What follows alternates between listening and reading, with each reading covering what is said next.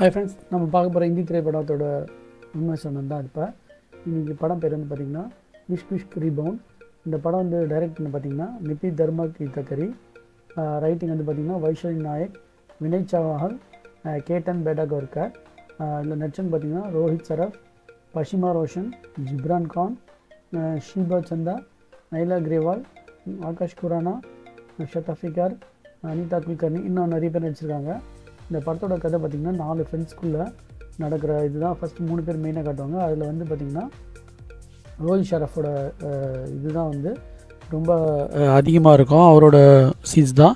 இப்போ இதில் வந்து பார்த்திங்கன்னா இஷ்க் ரீபவுண்டு, விஷ்குன்னு ரீபவுண்டு வந்து 2003 வந்து இஷ்குன்னு வந்திருக்கு. அந்த படம் வந்து பார்த்திங்கன்னா ஒரு கல்லூரி காதலை வச்சு மையமாக வச்சு அந்த படம் வந்தது. ஷாஹித் கபூர், அமிர்தா ராவ்லாம் இருப்பாங்க. இதில் வந்து பார்த்திங்கன்னா அந்த ரோஹித்தை வச்சு தான் படம் வந்து ரொம்ப முக்கியமாக போயிருக்கு. அவங்க வந்து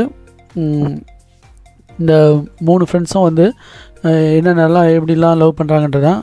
இன்ட்ரோல் பிளாக்கில் வந்து பார்த்திங்கன்னா பள்ளத்தில் விழுந்துருவார் அந்த ஹீரோ.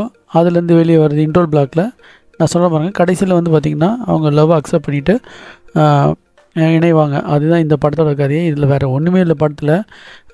ஃபஸ்ட் ஹாஃப் வந்து கொஞ்சம் போர் அடிச்சுது, செகண்ட் ஹாஃப் வந்து ரொம்ப போர் அடிச்சு, கொஞ்சம் காமெடிலாம் வந்தது. ஆனாலும் இந்த படம் வந்து ரசிக்கிற மாதிரியோ ரொம்ப வந்து எந்த இது வந்து ரொம்ப சூப்பர் சீன் அது மாதிரிலாம் சொல்ல முடியல. படம் தொடங்கினோடனே ரோஹித் ஷரஃப் வந்து பார்த்திங்கன்னா ஜிப்ரான் கான் அவங்க வந்து லவ் பண்ணுறது தான் மாற்றி காட்டுறாங்க. இதில் வந்து வேறு எதுவும் புதுமையாக தெரியல ஃப்ரெண்ட்ஸ்.